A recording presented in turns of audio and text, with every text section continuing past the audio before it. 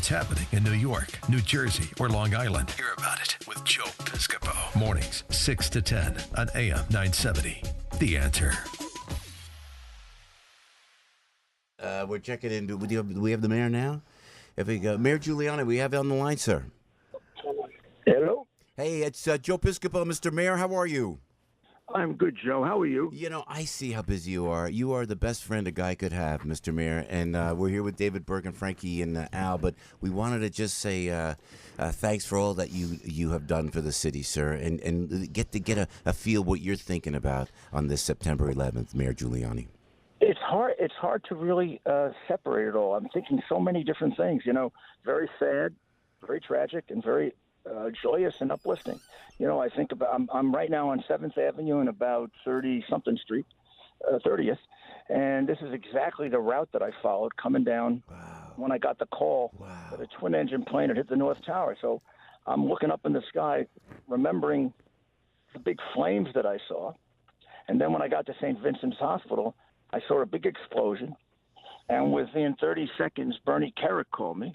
He was the police commissioner then. You're going to have him on, I think, in a little while, right?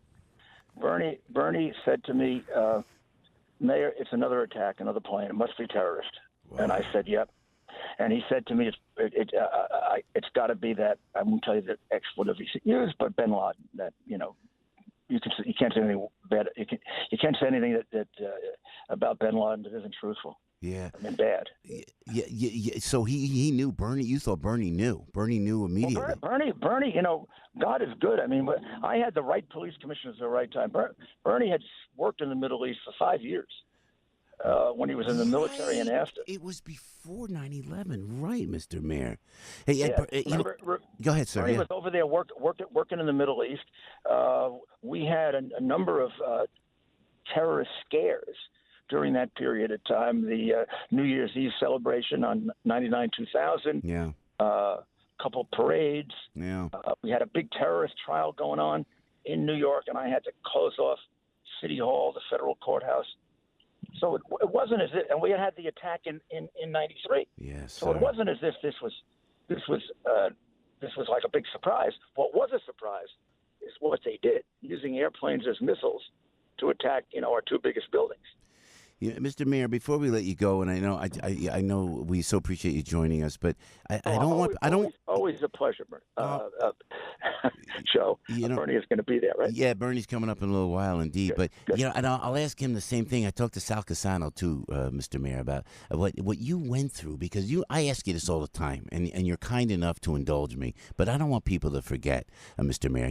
Mayor Giuliani, I want people to forget. I want them to remember. I want my kids to remember. And so what you went through, and then you went through, and again, I know you got to go, but quickly, when you stepped in to an area by the World Trade Center, and the building collapsed. Rudy Giuliani, the building collapsed around you and Bernie Kerik, and you. Yeah, it did. We were in a small building, a relatively small building. It had been a Merrill Lynch field office when the first of the two towers that came down, and it was unbelievable. Our building shook. Some of the windows broke, shattered. We were trapped in that building for anywhere from 20 minutes to a half hour. Wow. There were certain reports that we were missing because people saw us go in the building. They didn't see us come out because we couldn't get out. And Governor Pataki thought we were dead. When I called him, he said, there were reports that you were missing. Thank God. And so the man you're going to have on later stands in my mind as one of the bravest men I've ever been with. I mean, he was like a rock. Yeah. And I think we helped each other because, yes, some of the people were scared. Yeah. And you don't want a panic to break out there because you got to keep your wits about you to figure out how the hell do I get out of this thing. Yeah. And finally, we had two janitors that helped us figure out the exit we could use down in the basement to get out. And then all hell broke loose when we got out there. It was like a nuclear explosion going through the streets.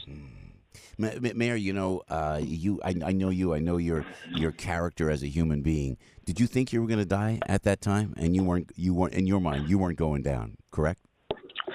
Something? No, I didn't think I was going to die at that time. I think that night, or about 2 days later, when I look back on it, and everybody emphasized to me, "Oh, I thought you were dead." Yeah. Right. That bothered me then. I mean, I started thinking, oh my God, I came really close to dying. And then I had like a religious thought, which was, God, only by the luck of God am I here. I could have been on the other side of the building and been dead, or on the other side of the street and been dead. And somehow I got spared, and I got to do something with that. And then you went back. You had 2 hours of sleep a night, if that, Rudy.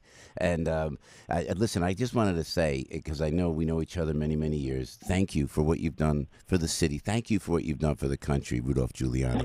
Well, Joe, you're a real patriot, and I've really, really enjoyed our friendship getting so deep in the last couple of years. You're just a great man. I love you.